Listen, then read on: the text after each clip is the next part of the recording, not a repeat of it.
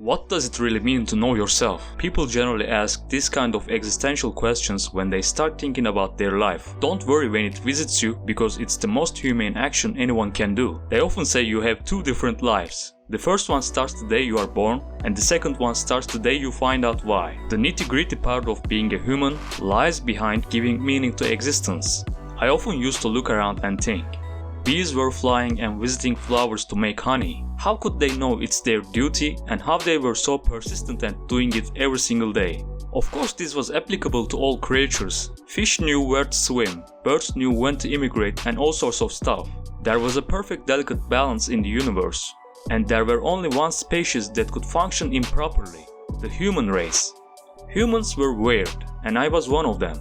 They could start wars, inflict cruelty, perpetrate violence. I used to struggle a lot to give meaning to what's going on here. Why did Lance betray Tommy in Vice City? Why would someone kill innocent people? What should I do even if I knew all of this at all? I did not know what to do instinctively as other creatures do. No matter how much I try, life wasn't long enough to find out all answers. From the moment of birth, there was a crazy idea was pumping up my subconscious, mostly from my environment and family, and that was, you are so special. You deserve the best of everything. Eat the best chocolate, go to the best schools, sleep with the hottest chicks. You're a man, you came here to dominate. Get some power. There was some truth in there, but clearly this indoctrination was toxic. It did not take too much time before I found out that I was not special at all. I've seen many people doing better than me in most cases. When you think you're special or blessed with a gift, you tend to slack off more often. You're smart, then you don't have to study very hard. You're lucky, then you don't need to prepare that much. You deserve more, so do not care about those people. They just don't understand you. You're special, so you don't have to work your ass off for a purpose. This is a toxic mentality that keeps you back from who you really can be. You probably avoid working hard, going after things with your best, doing things that give you discomfort without even realizing that this is the issue. Let me share with you an interview that surprised me when I first saw it. In that era, Real Madrid was the best football team on the earth, and they had some of the best footballers of all time. Los Galacticos was their nickname, as they consisted of superstar football players. Ronaldo, the phenomenon, David Beckham, Zidane, Roberto Carlos, Raul, Figo, they were a fascinating team. I encountered an interview with Roberto Carlos on TV. The guy asked him something like, how can you guys play together like a team when you have too many superstars? Wasn't there any ego fight in the team? The response of Roberto Carlos was mind-blowing for me. He said, superstar? Who is that? We were normal players who enjoy playing the game together. Only other people labeled us as superstars. We don't see ourselves as stars. Have you ever noticed that the people you assumed who could possess the hugest ego generally end up being the humblest ones you have ever met?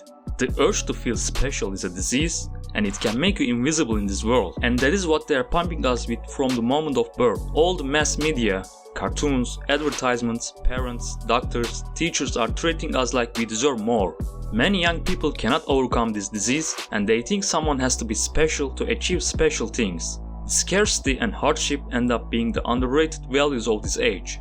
We don't have to deal with survival anymore. We are fed with a silver spoon by our parents. Teachers can't even say anything bad when kids screw up, because that will piss off the parents.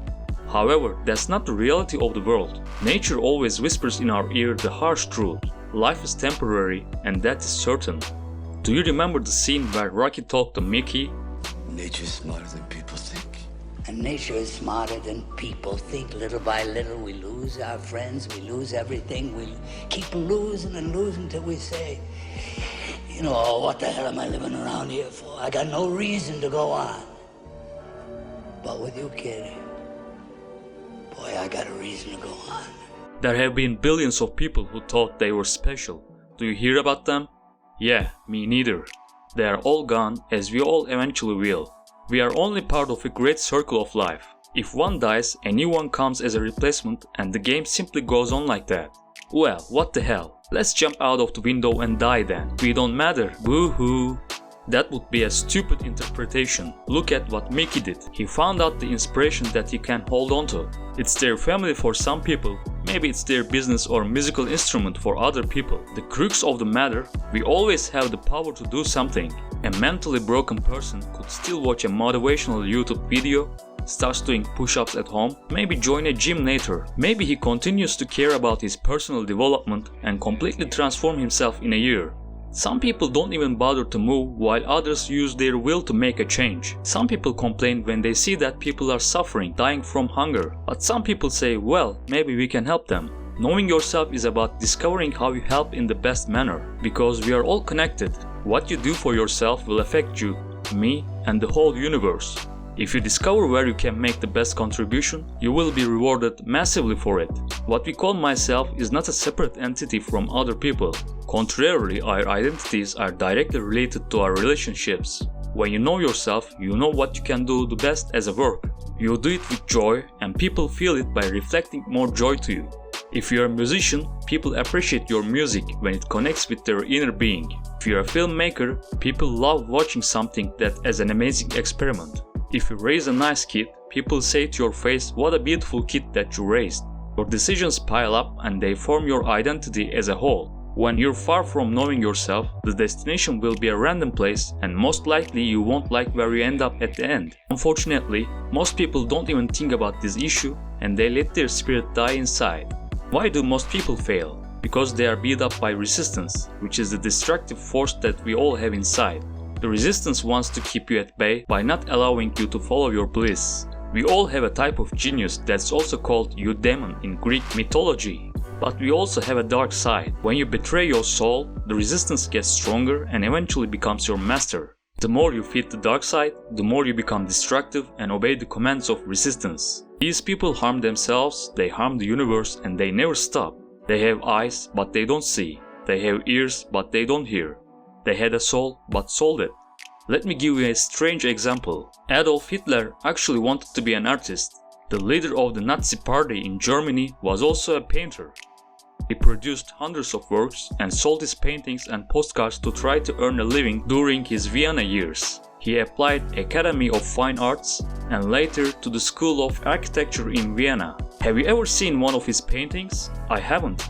Do you know why? When his test drawings were judged as unsatisfactory, he was devastated. Failure struck him like a bolt of lightning and he gave up. He surrendered himself to resistance. He listened to the voice that says, "You're not good enough." Rather than going through the battle of his artistic life, it was easier for him to become violent and start World War II. When you betray yourself, it doesn't end there. You become bitter and resentful. You want to make sure that the whole world pays for it. Most people just say, well, I don't have anything. That's impossible because we are shaped by our genetics and environment in different ways. When you read self-help material on the subject, you always end up getting the same advice. Find out your strengths and weaknesses. Actually, there is no strength or weakness in you because you're an amalgamation. We are not separated or fragmented. Each characteristic you possess is neutral, like emotions. We are the channel distributors, labelers, and judges. When you're short, you might not touch the ceiling or dunk a basketball, but you can excel at sports that require quickness, balance, and agility such as soccer. When you're angry, you might harm yourself if you punch the wall or hit someone else. However, anger is a huge source of power if you can channel it into something meaningful. What are you... Try again. Why are you doing that? Too slow. Try again. Cut it out! Weak. Again. Again. Stop it! Again!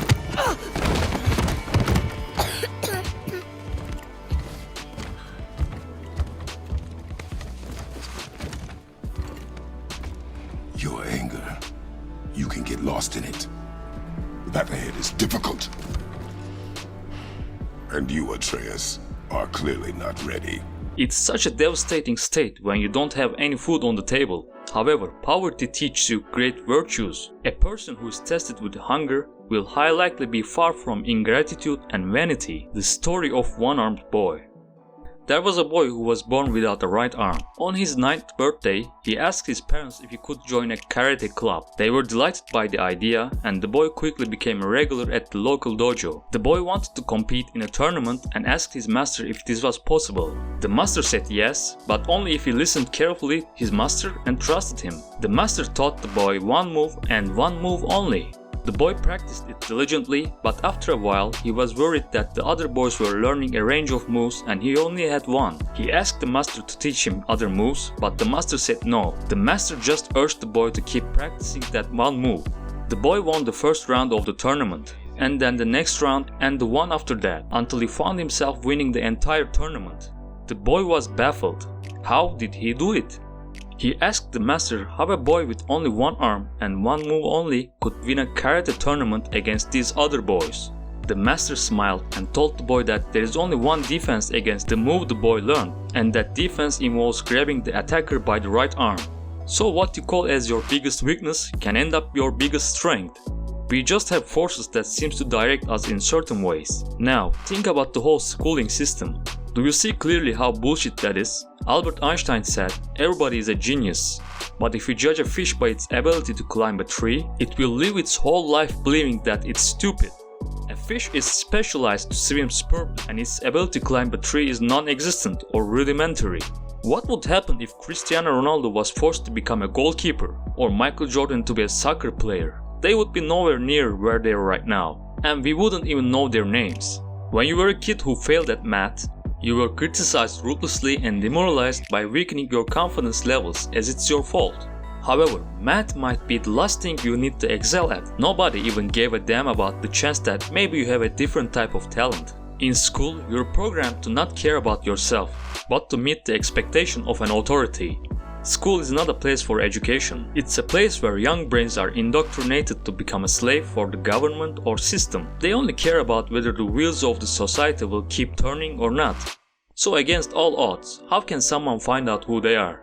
The best piece of advice comes from Tony Hawk, who is a legend from pro skateboarding.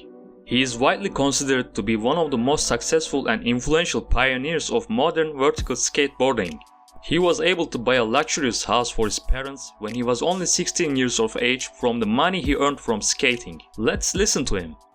We knew that no matter what we did, we were going to keep skating. Even if we all had to go get jobs in our adult lives, we were going to continue to skate no matter what. It's just all about being willing to take a chance, and a lot of people don't want to take chances. They have this sort of safety net or the safety zone, and that's what they follow. But I've never been afraid to fall down and get back up and try something else.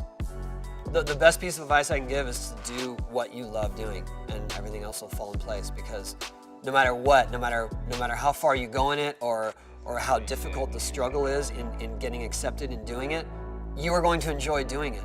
And you ask anyone that has a job they hate, they despise getting up in the morning because that's what they're doing. And if you have followed what you love doing, you'll enjoy doing it, even if you're not making much money at it, or even if it's not a huge mainstream activity. You're going to enjoy what you're doing, and that's the most important thing, because otherwise, what do you have? Weekends to go enjoy what you're doing? To go do the things you enjoy doing, like make it your career. Here I share with you the 3 indicators of whether something is your thing. You have to find yourself in love with the process of what you're doing. You should not need external motivation to do that thing. If you're looking for motivation, then you lack the inner drive. Forget it. You should be peaceful when you're done with your work. Even if you spent the whole day and you're physically exhausted, you still need to feel happier at the end of the day. Actually, very few people ask themselves what they really love. It's always more comfortable to watch a video and hear someone tells you a piece of life advice. However, you probably need to work hard to learn what you really love. You better look at it like it's something you work on, because most people just wait for it and they wonder why they can't know it. Trials, errors, lots of mistakes are accepted, but just waiting for it is not acceptable. You also cannot let any distraction get in your way, which we have plenty of it at this age. So you gotta go within, and you have to explore things in your thought process. The best way to observe your thought process is writing. It's also relieving, inspirational, and meditative. A different part of the brain is activated in the process of writing. The ideas you never could think of would get a chance to start to form. Well, what do you write? As long as you're honest with yourself, it doesn't matter. Write a book for the future of you. Write a journal. Write a blog. Most people have no idea how powerful writing is. It will help you to think clearly, to structure your ideas, and to know more about yourself in general. So you better take the advantage of it. The best way to teach people critical thinking is to teach them to write, because there's no difference between that and thinking. And one of the things that just blows me away about universities is that No one ever tells students why they should write something. It's like, well, you have to do this assignment. Well, why are you writing? Well, you need the grade. It's like, no, you need to learn to think. Because thinking makes you act effectively in the world. Thinking makes you win the battles you undertake. And those could be battles for good things. If you can think and speak and write, you are absolutely deadly. Nothing can get in your way. So that's why you learn to write. Well, you know what you need anymore. In this process, there will be naysayers, bravos, and clappings, which are all meaningless, because you must do it for the love of doing it, not for the outside motivations. You will be alone most of the time. You will be like a bird flying, a bee making honey, a cheetah running after its hunt. What would these animals feel when others criticize or appreciate them? They would keep doing their thing because that's all they know. They wouldn't care at all. They have to keep being themselves because they have no other choice. If you still have a choice, then it's not your thing. Keep believing in yourself, keep trying, and keep being persistent. If you do it enough, you will be victorious. Thank you for watching. If you want to support the channel, please leave a like and subscribe. See you in the next video.